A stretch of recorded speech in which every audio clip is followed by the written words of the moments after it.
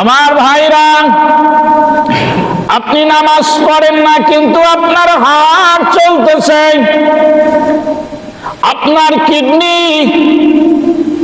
৪০ মিনিটে একবার করে ডায়ালিসিস করে, ২৪ ঘন্টায় ৩৬ বার আপনার আমার কিডনি ব্লাড ডায়ালিসিস করে, ৩৬ বার। এক একবার ডায়ালিসিস মেশিন আধুনিক বিজ্ঞান যেটা তৈরি করেছে, এক একবার ডায়ালিসিস করতে পুরা শরীরের ব্লাড ৪ ঘন্টা সময় লাগে। কয় ঘন্টা? ৪ ঘন্টা। আর আল্লাহ পাক ছোট্ট দুটো কিডনি লাগায় দিয়েছে, ২৫০ ৫০০ গ্রাম ওজন হতে পারে। এর কি পাওয়ার, এর কি শক্তি আল্লাহ পাক দিয়েছে যে ৪০ মিনিটে যেটা ১২০ কেজি মেশিন ওজন, এই ১২০ কেজি মেশিন ওজন এইটা করে ৪ ঘন্টায়। আর ২৫০ গ্রাম ওজনের কিডনি আল্লাহ পাক এত ক্ষমতা, এত শক্তি দিয়েছে যে সেই কাজটা করতেছে ৪০ মিনিটে। আপনি আমি ঘুমায় আছি, কিডনি ডায়ালিসিস করতেছে, হার্ট, ফুসফুস, ব্রেইন এরা কাজ করতেছে। এরা কার হুকুম মানতেছে বলেন? আল্লাহ। আল্লাহর। কিন্তু আমি কি আল্লাহর হুকুম মানতেছি? আমি তো আমার নফসের গোলামি করতেছি। কি কথা ঠিক কিনা? আমি তো আল্লাহর হুকুম মানি না। আমার মা বোনেরা, বাড়ি ঘরে যারা আছেন, আপনার স্বামী, আপনার ছেলে, আপনার শ্বশুর প্রস্তুত করে জায়নামাজ দিয়া মসজিদে পাঠায় দেন, মসজিদে চলে আসুক, আর আপনারা ঘরে বসে কথাগুলি শোনার চেষ্টা করুন। প্রতি জুমাই আপনাদেরকে বক্তব্য শোনানো হয়, যাতে করে আমার আল্লাহর গোলাম যারা আছে এরা নামাজি হয়ে যায়। প্রিয় উপস্থিতি, আমার আজকে আলোচ্য বিষয় হলো হাসরের ময়দানে আমাকে আল্লাহ পাক কিভাবে কতগুলি প্রশ্ন করবে। এই প্রশ্নের আমার প্রত্যেকটার উত্তর দিয়া ডানে বামে সামনে পিছনে যেতে হবে। প্রশ্নের উত্তর না দেওয়া পর্যন্ত এক কদম সামনে পিছনে ডানে বামে যাওয়ার কোনো সুযোগ নাই। এর আগে আমাদেরকে একটা বিষয় অবগত হতে হবে, জানতে হবে, বুঝতে হবে। বিগত কয়েক মাস আগে আমি সেই আলোচনাগুলো করছিলাম। আজকের আলোচনার সঙ্গে সেটা প্রাসঙ্গিক, এই জন্য পুনর উল্লেখ করে আমি আবার আপনাদেরকে স্মরণ করিয়ে দেই। পৃথিবীতে আল্লাহ পাক আপনাকে আমাকে সন্তান দিয়েছে, দিয়েছে না সন্তান? এই সন্তানের হক আছে, অধিকার আছে, আছে কি নাই? আছে। আছে। সন্তানের হক এবং অধিকার যদি আপনি আদায় করতে সক্ষম হন, তাহলে পরিণতি বয়সে এই সন্তান আপনার হক আদায় করতে ভুলবে না। কি কথা ঠিক কিনা? আর যদি আপনি সন্তানের হক এবং অধিকার আদায় করতে সামথিং রং যদি ব্যর্থ হন, ভুল করেন, তাহলে আপনাকে সারা জীবন কাঁদতে হবে, এর মাসুল দিতে হবে। আমার কথা আপনারা কষ্ট পান? আমি আপনাদেরকে কিছু বাস্তবমুখী কথা শোনাবার চেষ্টা করি। আলহামদুলিল্লাহ, আমার জন্য দোয়া করবেন। আমি নিয়মিত পড়াশোনা করার চেষ্টা করি, পড়াশোনা করে আপনাদেরকে কিছু কথা দেওয়ার চেষ্টা করি। প্রিয় উপস্থিতি, সন্তান, প্রত্যেক সন্তান প্রত্যেক মাতা পিতার কাছে পাবে 60টা। কয়টা পাবে? 60টা। আমি যদি সন্তানকে, ছেলে হোক মেয়ে হোক, 60টা অধিকার তাকে পুরাপুরি আদায় করি, তাহলে এই সন্তান আমাকে 14টা হক আদায় করবে। কয়টা? তাহলে লাভ হইল না লস হইল? লাভ হলো। দিলাম কত, 7, পাইলাম কত, 14। কত হইল? ডাবল হইল। ঠিক কিনা বলেন? কথাগুলো বুঝতে হবে। সন্তান আজ প্রায় জায়গায় শোনা যায়, দেখা যায়, সন্তান মা বাবা মানে না, কথা শোনে না, মা বাবাকে বেয়াদবি করে। এমনকি এমন সমাজে আছে, আমার কাছে প্রমাণ আছে, ডকুমেন্টস আছে, সন্তান পিতা মাতাকে মারধর করেছে। অবশ্য রূপসা আজগেতি যুগিহাটি সোলপুর দিয়ারা এইসব ঘটনা নাই, অন্য অন্য জায়গায় আছে। সন্তান মা বাবাকে মারধর করেছে, ইতিহাস খোঁজেন ওই মাতা পিতা সন্তানের একটি হকও আদায় করেনি, যার কারণে তাকে এখন ভোগ করতে হচ্ছে। দাঁতে যদি পছন্দ ধরে, দাঁতে তাহলে পুষ যদি হয় তাহলে ওইটা কি করে বলেন তো?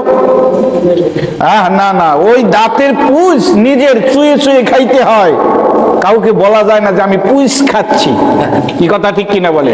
সন্তান যদি মাতা পিতাকে মারধর করে, ও কি সমাজে বলা যায়? ওই দাঁতের পুষের মতন চুয়ে চুয়ে খাইতে হয়। অভিশাপ, সন্তানের হক আদায় করেন নাই, যার কারণে সন্তান আপনাকে এখন মারধর করতেছে। এটা আপনার পাওনা, কারণ আপনি লাগাইছেন তিতুল গাছ আর মসজিদে যাইয়া দোয়া করেন, আল্লাহ ল্যাংরা আম খাওয়াইও।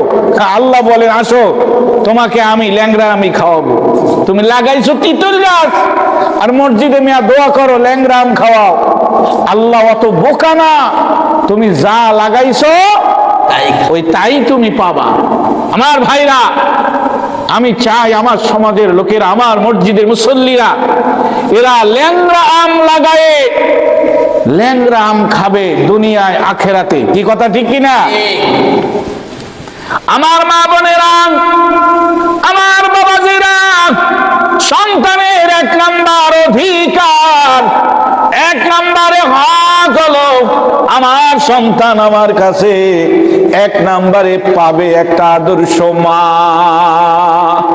আমার স্ত্রী যিনি হবেন, আমি যাকে বিবাহ করব, সে হবে আদর্শ নারী, নামাজি, কোরআন পড়নেওয়ালা, দিনদার, পর্দানিশী, জাকিরিন, যিনি দুরুদের আমল করেন, যিনি আদবে চলাফেরা করেন, এলোমেলো চলাফেরা করে না, ঘরের ভিতরে থাকে, স্বামীর আনুগত্য করে, শ্বশুর শাশুড়ির কথা মতন চলে, এমন কথা, এমন কাজ, এমন আচরণ করে না যাতে শ্বশুর শাশুড়ি স্বামীর আভিজাত্যের বিপরীত চলে যায়, এরকম আচরণ করে না। এইরকম একটা আদর্শ নারী মা আমার সন্তান আমার কাছে পাবে। কি কথা ঠিক কিনা? আমি যদি আদর্শ নারী বিয়ে করতে ব্যর্থ হই, এমন নারী বিবাহ করলাম যে নারী জীবনে কোনোদিন কিবলা চেনে না, কিবলার দিক ফেরে না, নামাজ পড়ে না, কোরআন তেলাওয়াত করে না, জিকির আজগার করে না, দরুদ ও সালাম পাঠ করে না, পর্দায় থাকে না, স্বামীর হুকুম মানে না, শ্বশুর শাশুড়িকে ব্যথা দিয়া চলে, এরকম একটা বেয়াদব নারী যদি আমার সংসারে ঘরে থাকে, ওর পেট থেকে আব্দুল কাদের জিলানী আর বসিরাটের রুহুল আমিন কোনোদিন আসবে না। ওর পেট থেকে আসবে এরশাদ শিকদার, কালো জাহাঙ্গীর, পিচ্চি হান্নান। কথা ঠিক কিনা বলে? আমার ভাইরা, মা বোনেরা, মা ভালো তো সন্তান ভালো। কথা ঠিক কিনা বলেন? মা ভালো তো সন্তান ভালো। আমি দেখেছি মা ফজরের অজু বানায়, ছোট বাচ্চা মায়ের সাথে সাথে বিছানা ছেড়ে দিয়া মায়ের সাথে সাথে অজু বানায়া, অথবা অজু ছাড়া মায়ের জায়নামাজের পাটির কিনারে ওই ছোট বাচ্চাগুলি দাঁড়ায়া দাঁড়ায়া মাকে অনুসরণ করে। মা রুকু করে, বাচ্চাগুলি রুকু চলে যায়, মা সিজদা করে, বাচ্চাগুলি সিজদায় চলে যায়, আবার মুখটা ঘুরাইয়া দেখে ওর মা মুখ নেড়ে নেড়ে, ঠোঁট নেড়ে নেড়ে কি জানি বলে, ও ওইভাবে বলার চেষ্টা করে। এগুলো আদর্শ মায়ের আদর্শ সন্তান। কি কথা ঠিক কিনা বলেন? আমার ভাইরা, হাসরের ময়দানে এ ব্যাপারে আপনাকে জবাবদিহি করতে হবে। আপনাকে আল্লাহর আদালতে প্রশ্ন করা হবে, তুমি সন্তানের অধিকার আদায় করছো কিনা বলো বান্দা, তুমি সন্তানের হক আদায় করছো কিনা বলো। যদি আদায় করে থাকি মাশাআল্লাহ ভালো, যদি না থাকি পরিণতি খুব ভয়াবহ হবে। কি পরিণতি হবে আমি সামনে আসতেছি ইনশাআল্লাহ, আমার জন্য দোয়া করুন। প্রিয় উপস্থিতি, 2 নাম্বার হক সন্তান। মা পাইলো, আদর্শ মা পাইলো, ডিটেলস এক একটার উপরে আলোচনা করার সময় আমার হাতে নাই, আমি মাত্র শিরোনাম বলতেছি। 2 নম্বরে সন্তান পাবে ভূমিষ্ঠ হওয়ার সাথে সাথে ডান কানে আজান, বাম কানে কামাত। বলেন 2 নাম্বার সন্তানের অধিকার হক কি? ডান কানে আজান, বাম কানে ইকামত। আজান হয়ে গেছে, ইকামত হয়ে গেছে, নামাজের আর কত সময় বাকি থাকে বলেন? নামাজের আর কত সময় বাকি থাকে? অল্প সময়। আজানও হয়ে গেছে, ইকামতও হয়ে গেছে, এখন তোমার নামাজের বাকি, সে নামাজ হলো জানাজার নামাজ। মাত্র তুমি অল্প সময় দুনিয়ায় থাকবা, এই লজিক তাকে শুরুতেই বুঝাইয়া দেওয়া হলো। আমার ভাইরা, সন্তানের 2 নাম্বার হক, ছেলে হোক মেয়ে হোক, ডান কানে আজান দিতে হবে, বাম কানে কামাত দিতে হবে। এ হলো সন্তানের 2 নাম্বার হক। 3 নাম্বার হক হলো সন্তান ছেলে হোক মেয়ে হোক 7 দিন বয়স হয়ে গেলে এবার সন্তানের পক্ষ থেকে মা বাবা আকিকা করে দেবে। কি করবে? আকিকা। যদি ছেলে হয়, সামর্থ্য যদি ভালো হয়, ছাগল দিতে হবে 2টা, খাসি হোক আর বকরি হোক 2টা, আর মেয়ে হলে কয়টা? একটা। যদি সামর্থ্য না থাকে, ছেলের বেলায়ও একটা ছাগল বা খাসি দিলে আদায় হয়ে যাবে। এরপরে সন্তানের একটা ভালো নাম রাখতে হবে। কি রাখতে হবে? সন্তানের ভালো নাম রাখতে হবে। আমাদের সমাজে নাম শুনলে বোঝা যায় না যে মুসলমান না খ্রিস্টান। মুসলমানের নাম শুনলে বোঝা যাবে যে এ মুসলমান। কি কথা ঠিক না? আল্লাহ পাকের কাছে সব থেকে প্রিয় নাম হলো আব্দুল্লাহ। কি নাম বলেন? আব্দুল্লাহ। এরপরে 2 নম্বরে আল্লাহর কাছে প্রিয় নাম হলো আব্দুর রহমান। কি নাম? আব্দুর রহমান। এই নামগুলা রাখেন, হাসরের ময়দানে নামের উসিলায়ও অনেক মানুষ নাজাত পাইয়া যাবে। নামের উসিলায়ও হাসরের ময়দানে অনেক মানুষ নাজাত পাবে। তখন আপনার সেন্টু পেন্টু ট্যাবলেট ক্যাপসুল আপনাকে ধরে বসবে যে আমার নাম একজন নবীর নামের সাথে কেন রাখলা না? আমার নাম একজন সাহাবীর নামের সাথে কেন রাখলা না? আমার নাম একজন আল্লাহর ওলির সাথে মিলায়া কেন রাখলা না? এই নামের উপরে কেন জুলুম করেছো? আল্লাহর আদালতে আজকে জবাব দিয়ে যাও। হ্যাঁ, এই অবস্থা হবে। আমি কোরআন থেকে খুলে খুলে বলতেছি। আমার ভাইরা, কয়টা গেল হক? 3টে। 4 নম্বরে সন্তান ছেলে হোক মেয়ে হোক, কথা বলা যখন শিখবে, এই সন্তানকে আগডুম বাগডুম শিখানো যাবে না। এই সন্তানকে আয় আয় সাদ মামা শিখানো যাবে না। সন্তান কথা বলা শিখলে ছেলে মেয়েকে শিখাতে হবে সবার আগে আল্লাহর কলিমা। কি শিখাইতে হবে? আল্লাহর কলিমা। যেই কলিমা হযরত আদম, হযরতে শীশ, হযরতে নূহ, হযরতে ইব্রাহিম, হযরতে মুসা, হযরতে ঈসা, মুহাম্মাদুর রাসূলুল্লাহ সমস্ত নবীদের কলেমা ছিল লা ইলাহা ইল্লাল্লাহু মুহাম্মাদুর রাসূলুল্লাহ। এই কলেমা সমস্ত নবী রাসূলের ছিল। এই কলেমা শিক্ষা দাও। কলেমা শিক্ষা দিলেই সে মানুষটা মুসলমান হয়ে যায়।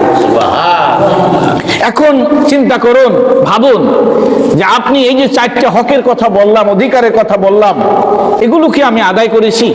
আমি কি একটা দিনদার নামাজি আদর্শ মা বিয়ে করতে পারলাম, স্ত্রী পাইলাম, বিয়ে করলাম, আর আমার সন্তানকে জন্মের পরে আমি ডান কানে আজান বাম কানে, মা টেলিভিশন দেখতেছে, বাচ্চা বলতেছে মা তুমি টেলিভিশন দেখো, ইউটিউব ফেসবুক খেলতেছো, আমি একটু নামাজ কালাম পড়ে আসি, আমি একটু এই কোরআন তেলাওয়াত করে আসি, আমি একটু জিকিরের আমল করে আসি, এ হয়? আমার ভাইরা, এই জন্য ল্যাংড়া আম লাগান, ল্যাংড়া আম খাইতে পারবেন। আর যদি তিতুল গাছ লাগান, টক টক তিতুল খাওয়া লাগবে, মিষ্টি আম আর কপালে কোনোদিন হবে না। আমার ভাইরা, মা এই সন্তানকে কলেমা কালাম ওযু গোসল পাক না পাক শিক্ষা দিল না, বাবাও দিল না। কারণ বাবা তো সে কর্মজীবী, সে তো ইনকামের ধান্দায় রোডে গাড়ে, শহরে বন্দরে, দোকানপাটে, ব্যবসায় বাণিজ্যে, চাকরিতে সময় দেয়। বাচ্চা কলেমা কালাম শিখানোর সময় বাবার হয় না, এই সময়টা থাকে কার বলেন?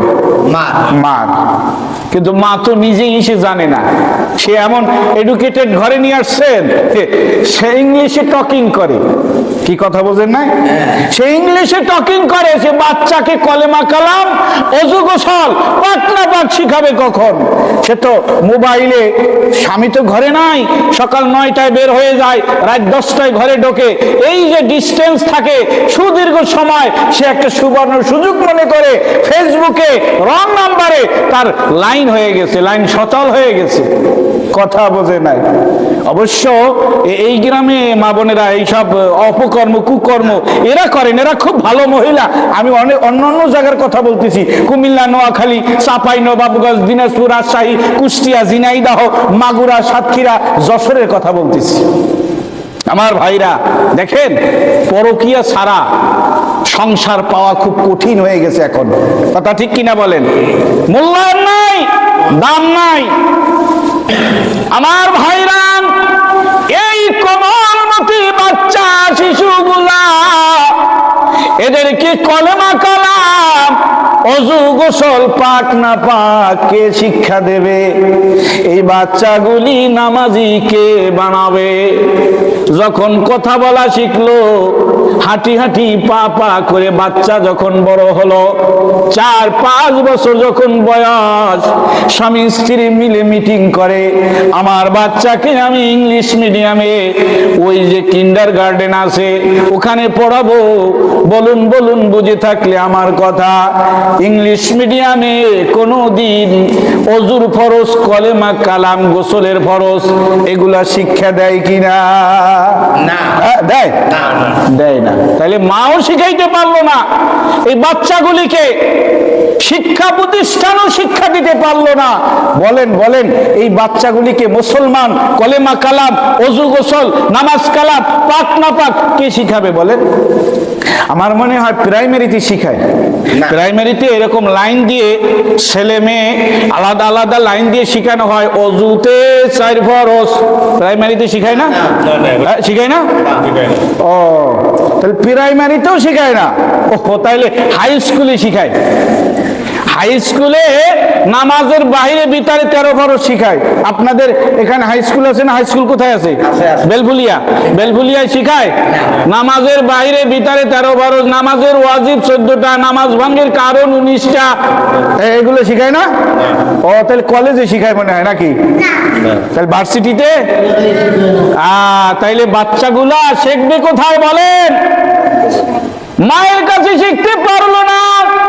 কোমলমতি বাচ্চা, এরা প্রত্যেকটা বাচ্চা আল্লাহর ওলি দুনিয়ায় আসছে, কিন্তু মা বাবার ব্যর্থতার কারণে বাচ্চাগুলি কলেমা শিখতে পারলো না।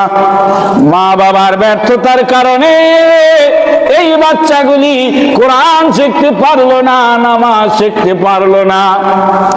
বাচ্চা অবস্থায় শিখতে পারলো না, এখন যখন বুড়ো দুড়ো হয়ে গেছে, মুরব্বীরা আবার কষ্ট পায়েন না, এখন বুড়ো দুড়ো হয়ে গেছে, বাচ্চাকালে তো হয় নাই, এখন মসজিদে যাই বুঝতে পারছে যে আসলে আমার নামাজ হচ্ছে না। ইমাম সাহেব যা বলতেছি ইশারা ইঙ্গিতে উনি বুঝে ফেলাইছে যে আমার নামাজ হচ্ছে না। এখন বুড়ো হয়ে গেছে, এখন আঁকা বাঁকা এদিক সেদিক হয়ে গেছে, এখন ইমাম সাহেব যতই কুদাকুদি করে, যতই ঠেলাঠেলি করে, ও রুকু আর সাইজ মতন হচ্ছে না। কথা ঠিক কিনা বলে? ওটা সাইজ মতন হইতে গেলে ওই বাচ্চা কালে ওরে শিখাইতে হবে। কথা ব্রেনে ঢুকতেছে? এবার আসুন, হাসরের ময়দান যেদিন কায়েম হয়ে যাবে, আল্লাহ বিচারের এজলাসে আসবেন, আমার নবীর সুপারিশি নবীজি করবেন শাফাতে কুবরা। গত জুমায় বলছিলাম হাসরের ময়দানে কঠিন তাপে এই মাটির জমিন পুরে তামা হয়ে যাবে, মানুষগুলো চামড়া গোশত মগজ গলে গলে পানি হয়ে যা, নাক দিয়া কান দিয়া চোখ বায়া বায়া পড়তে থাকবে, মানুষগুলা দৌড়দৌড়ি করতে থাকবে, নবী রাসূল পর্যন্ত বলবে ইয়া নাফসি ইয়া নাফসি। বুখারী জিলদে সানি কিতাবুত তাফসীর, আমার নবী বলেন ইয়াকুলু আদামু সাফিউল্লাহ নাফসি নাফসি, ويقول نوح نبي الله نفسي نفسي، ويقول إبراهيم خليل الله نفسي نفسي، ويقول عيسى روح الله نفسي نفسي। সব নবীরা এক কথা, আল্লাহ আমার বাঁচাও, আমাকে বাঁচাও, যা হয় হোক, স্ত্রী যা হয় হোক নবীরা বলবেন, ছেলে মেয়ে যা হয় হোক, উম্মতের যা হয় হোক, তুমি আমাকে বাঁচাও, আমাকে বাঁচাও। আমার আল্লাহর এমন জালালি মিজাজ হবে, কোন নবী আমার আল্লাহর চেহারার দিকে তাকাইয়া কথা বলার কোনো ক্ষমতা থাকবে না। বুঝেন মেজাজটা কেমন হবে? লিমানিল মুলকুল ইয়াউম লিল্লাহিল ওয়াহিদিল কাহ্হার। হাসরের ময়দানে মানুষগুলো নিস্তব্ধ হয়ে যাবে, কোনো আওয়াজ থাকবে না। ময়দানের চতুর্পাশে 7টা দোজখ জাহান্নাম বেষ্টন করা থাকবে, গেটগুলি খুলে দেওয়া হবে, আগুন ধাউ ধাউ করে জ্বলতে থাকবে, অগ্নি শিখার লেলিহান দ্বারা যখন ময়দানের দিকে ছুটতে থাকবে, তখন মানুষগুলি সব ছোটাছুটি করতে থাকবে। আল্লাহ বলবেন আইনাল মাফার, যতই দৌড়াও ভাইগে যাওয়ার কোনো রাস্তা নাই, কোনো চিপা গলি রাখি নাই যে ওই চিপা গলি দিয়ে ভেগে ইন্ডিয়া যায় পাস হয়ে যাবা, ওরকম কোনো সুযোগ নেই। যে আন্দোলন ফান্দোলন শুরু হয়ে গেছে, সেনাবাহিনী প্রধানের সাথে যুক্তিতর্ক করে একটা কায়দা বায়দা করে বাস হেলিকপ্টারে চলে গেলাম, ইন্ডিয়া যাই জামাইয়া ধরে রইলাম, এরকম কোনো সুযোগ টুযোগ নাই। কি কথা বলছেন? হাসরের ময়দানে সমস্ত নবীরা বলবেন, নবী গো, সমস্ত নবীদের নেতা আমার নবী সাইয়্যিদুল মুরসালিন। সমস্ত নবীদের নেতা কে বলেন? আমার নবী, আমার নেতা, তোমার নেতা বিশ্ব নবী মুস্তাফা। সেদিন দেখা যাবে, বোঝা যাবে যে আমার নবীর কত পাওয়ার, কত শক্তি, কত ক্ষমতা আল্লাহ পাক দিয়েছেন।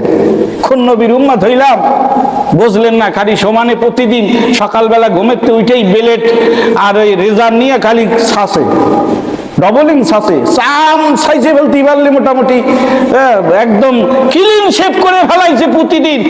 অথচ কোন নবীর তুমি উম্মত হইলা, একটু অনুমান করলা না? লজ্জা হয় না? শরম হয় না যে নবীর এই সুন্নতটা কাইটে ফেলাচ্ছ? এই সুন্নাত আমার দলিল হবে, আমার নাজাতের কারণ হবে, সেই দাড়িগুলো তুমি কেটে ফেলাচ্ছ। আফসোস আমার ভাইরা। হাসরের ময়দানে সমস্ত নবীরা আমার নবীর কাছে যাবেন, দরখাস্ত করবেন, হাবিবুল্লাহ আপনি তো আল্লাহর বন্ধু, আপনি আল্লাহর বন্ধু, আল্লাহর যে জালালি মেজাজ, রাগান্বিত অবস্থায় বসে আছেন, ওভাবে আল্লাহর সাথে কথা বলা যায় না, আপনি একটু কথা বলেন। আল্লাহ যাতে বিচারটা শুরু করে।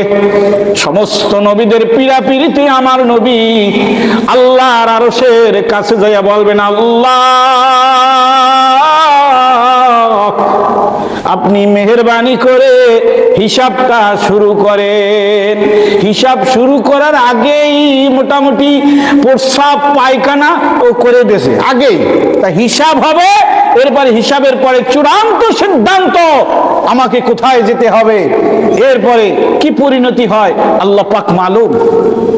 আল্লাহ পাক আমার নবীকে বলবেন, হাবিব আপনার জন্য আমি আজকে আদালতে আমার জুডিশিয়াল ম্যাজিস্ট্রেট করে আমি একটা সিংহাসন রেখেছি, যেই সিংহাসনের নাম হলো মাকামে মাহমুদ। আপনি চেয়ারটা একটু বসেন। নবীজি আল্লাহ পাকের হুকুমটা মানার জন্য চেয়ারে বসবে না, হাতায় হাত দিয়া দাঁড়ায়া বলবেন আল্লাহ। নবী রাসূল পর্যন্ত কেঁদে দেশে আপনার ভয়তে দয়া মায়া করে আপনি বিচারটা শুরু করেন, খাতাটা বাইর করেন। আল্লাহ পাক নবীজির ইজ্জতের কারণে উনি ইজলাসে বসবেন, চেয়ারটা নেমে আসবে ময়দানে মাহশরে, দুইটা ভাগ হয়ে যাবে, আল্লাহর কুদরতি ডান পাশ আর বাম পাশ। আল্লাহ পাকের কুদরতি ডান পাশে ইজলাসে একজন ব্যারিস্টার থাকবেন, আর বাম পাশে একজন ব্যারিস্টার থাকবেন যারা জেরা করবে, ওকালতি করবে, লয়ার হবে যারা, উকিল। দুইজন দুই পাশে দাঁড়ায় যাবে, মাঝখানে একজন একজন করে আসামি আসবে। কুল্লু নাফসিম বিমা কাসাবাত রহিনা। একজন একজন করে আল্লাহ ডাকবেন, আসো ভাই সিরিয়ালে দাঁড়াও।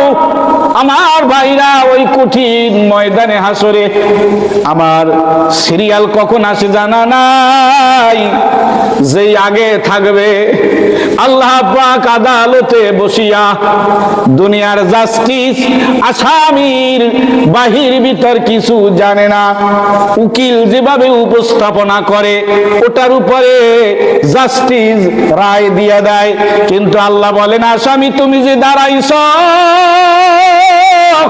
তোমার বাহির ভিতর রাতের দিনের সব খবর আমি জানি, কোনো গোপন কিছু নাই, একটা শব্দ গোপন নাই, সবই আমার ইলমের ভিতরে আছে।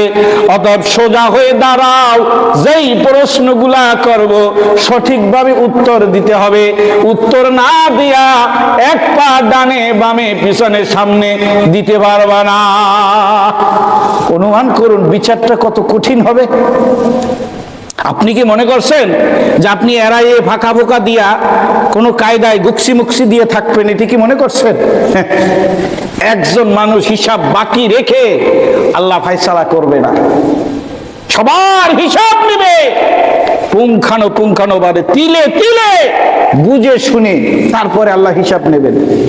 মনে করেন আমাকে আল্লাহ ডাকছেন, আমি আসছি, আমি এজলাসে দাঁড়াইছি আসামের কাঠ গড়ায়, উকিল ডান পাশে আছে বাম পাশে আছে, ডান পাশে যিনি অ্যাডভোকেট উকিল আসামির পক্ষে বিপক্ষে কাজ করবেন তিনি আর কেউ নাই, উম্মতের কান্ডারি, গরিব দুঃখী মেহনতি মানুষের বন্ধু, আমার নেতা তোমার নেতা বিশ্ব নবী মুস্তাফা।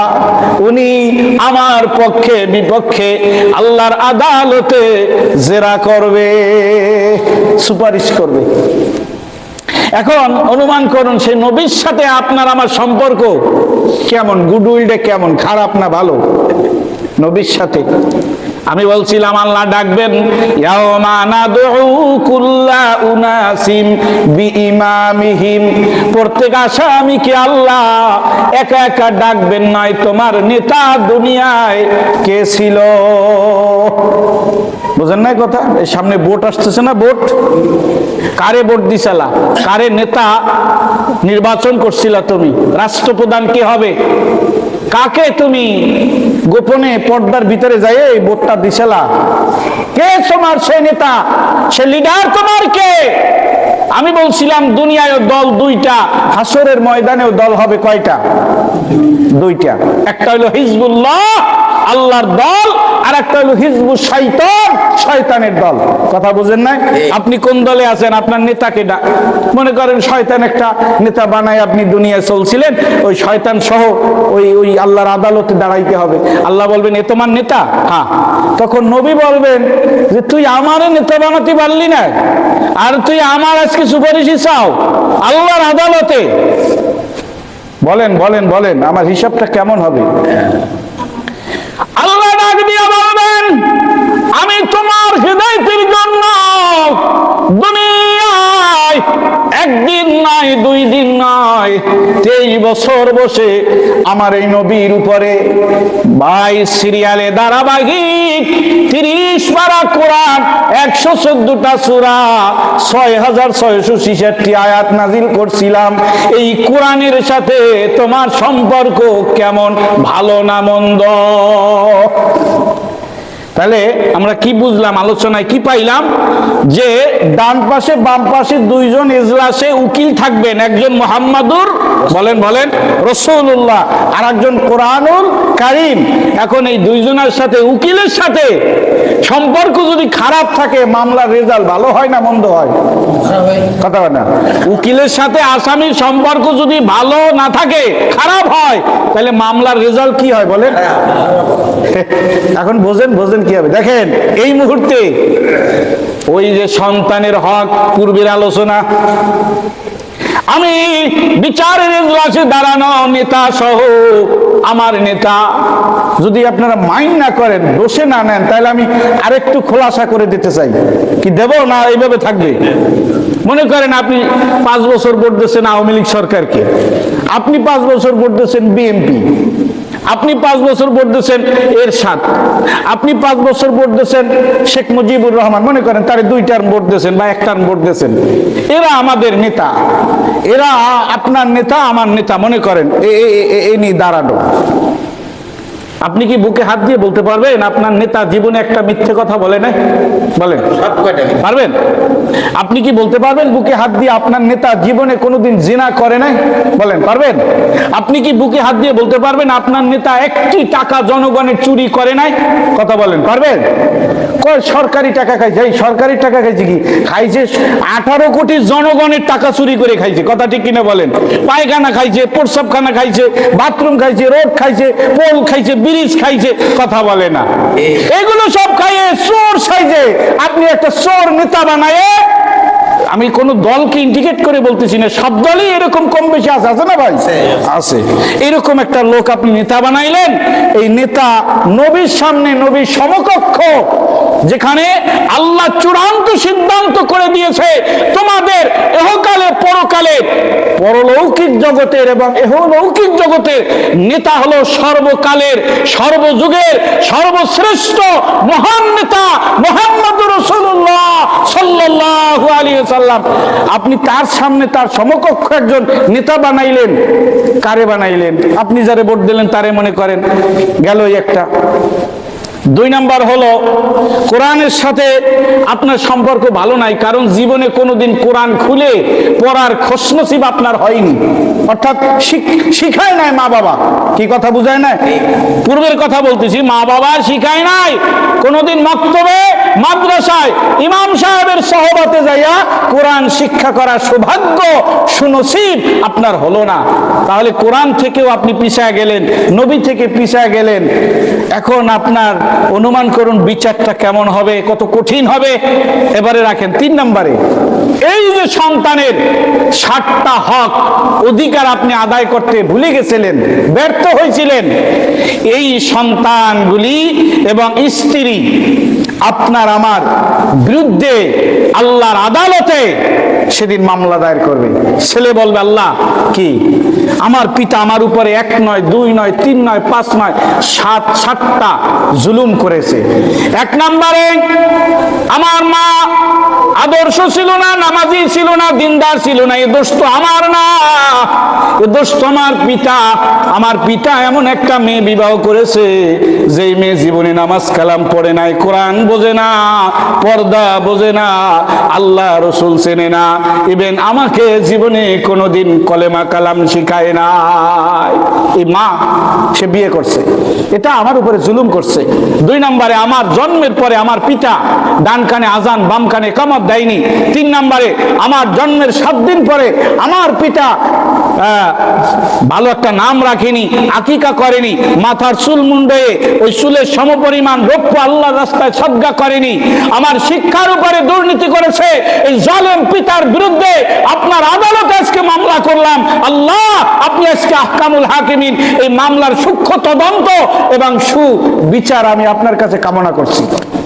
মেয়ে বলবে, স্ত্রী বলবে যে তরকারিতে একদিন ঝাল পেঁয়াজ একটু ডিস্টার্ব হইলে, লবণ একটু বেশি কম হইলে কত রাগারাগি বকাবকি হয়েছে, কিন্তু আমি যে আজকে জুমার দিন নামাজ জোহরের পড়লাম কিনা, সে জুমার থেকে আইসে আমার কাছে এই হিসাব নিল না, আসর পড়লাম না হিসাব নিল না, বরঞ্চ সে আমার সাথেই তো আসর পর্যন্ত, আসরে আজান হচ্ছিল, সে তো টেলিভিশনে ওই বোম্বাই ইন্ডিয়ার সেই সিরিয়ালগুলো দেখছিল, সে তো আমার সাথেই দেখছিল।